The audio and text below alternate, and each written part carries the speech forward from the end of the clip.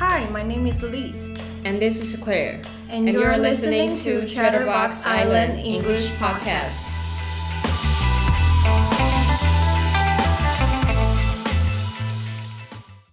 So welcome to the very first episode of Chatterbox Island English Podcast, in which we talk about all kinds of interesting stuff in English. Movies, TV shows, foods, relationships, etc. And we know that all English podcasts may sound a little bit intimidating to some English learners, which is why we want to touch on some easy and everyday topics instead of talking about vocabulary and grammar rules. We hope that this podcast can help improve your English speaking and listening skills.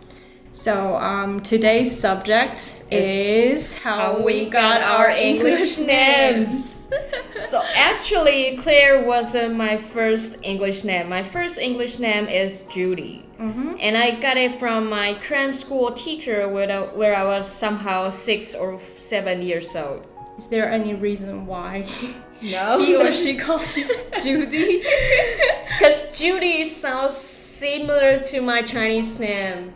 Like Ju, something like that. Okay. So did you like it? Did you like the name? I don't really like it, but I will tell you about the story after that. So what about yours? My first English name was Lisa. Lisa, wow. Yes, and I got it while I was in kindergarten, and I hated it. You hate Lisa? Lisa's cute, why? Because everyone was making fun of me, you know, like kindergarten kids. They're always calling me like pizza. Lisa, pizza. Yeah. Okay, cool. So then later I changed my English name into Elise because it's a short form for Elizabeth. So fun fact, both Lisa and Elise are short terms for Elizabeth. And it's from the Old Testament, meaning promise of God. Okay, cool. So I changed my English name when I started teaching English, since there's another teacher also called Judy. Mm-hmm. So it's kind of bothering me. So I didn't really like the name, and I thought it doesn't hurt to change another one. So Claire means clever, bright, and I feel it sounds smarter because Claire has more syllables than Judy. You know, celebrities, they like 3 or 4 or more syllables, named like Olivia, Victoria, Elizabeth. Yes, like 3, 4. The more difficult your name pronounced, you sound smarter. Really? I think so. Then why don't you change to like even longer? More syllables. I just choose mediocre, difficult. Okay. Yeah. So if you could change your English name, what would it be? So there's a weird habit of me that I prefer names that started with vowels. Oh, really? So why? like, you just prefer that way. Yeah, I prefer that way. So I had names like Alex and Iris. That's tons of English name. Yes. I would just change to something rare or unique. I just like to be different. Claire is kind of really common name actually, but it sounds difficult to pronounce when you're in France. Like Claire. Yeah, that sound. Yeah. So did you learn French? Like you use it as your French name? Or? Yeah, if I go to French, I will say, my name is Claire.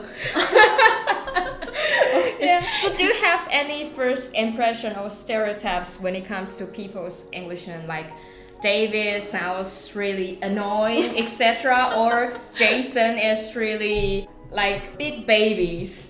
When it comes to stereotypes, well, I think Amy or Stella is really hard to get along with. What? It's stereotype. Yes, it's a stereotype. I don't really have any kind of impression of names, but have you ever met anyone? Yeah, it depends on who I met. And or maybe you hate your exes and his name is somehow like River, whatever you made. hate it. Yeah, you may hate that name. So we found that according to a survey of 2,000 adults done by a manufacturer of name labels in UK, Sarah is usually thought as kind, compassionate, and likable. Okay. So, congratulations, Sarah. You're very likable in UK. And be careful, David, since whereas David gives an impression of assertive and close-minded, according to the research. Is it because David is a very traditional name? Yeah, it sounds like really serious. Yeah. So do you think that Taiwanese people all have English names? Do you think it's really necessary?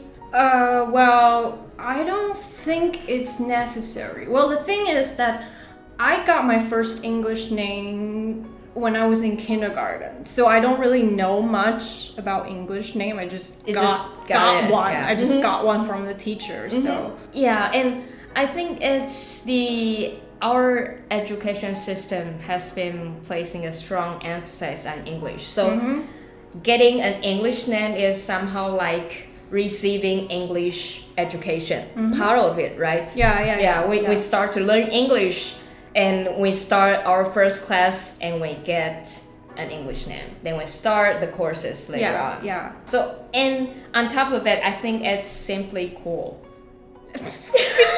Cool. Yeah, it's super cool because we have a fantasy to living or studying abroad. Then we want people to call us our English name somehow deep in Taiwanese mind.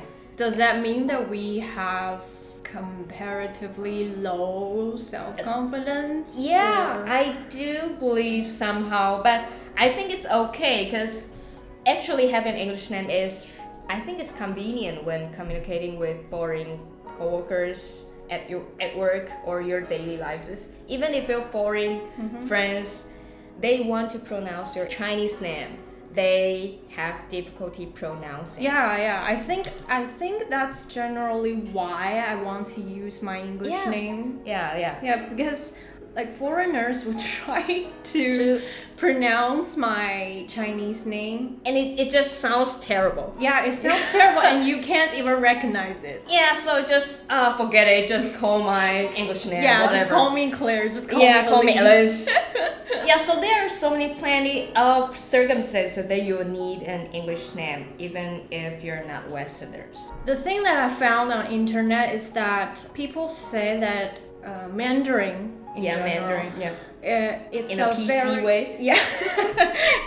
It's a very different systems of language. Yeah. So for example, if a foreigner wants to pronounce a Japanese name, it's actually easier for them. They don't have some particular tones. They don't have tones in them. So it's easier for them to pronounce Japanese name or other languages names. Yeah. So at the end of the day, as long as you're happy with your English name, you really don't have to care about other Why people's you should care about? You have your English name, you're happy with it, you just use it. Yeah. And if you don't like it, you can always change it. Claire, change it. Whatever. Alice, maybe tomorrow, Lisa. And the day after tomorrow, pizza, whatever. Yeah. So that's all for today's Chatterbox Island English podcast. So if you enjoyed this episode, you can subscribe to our show on Anchor, Spotify, Apple, or Google Podcasts. And you can also find our shows on YouTube and go on our website www.eisland.com.tw for more information. I'm Claire. I'm Elise, and we'll talk to you soon. Bye. Bye.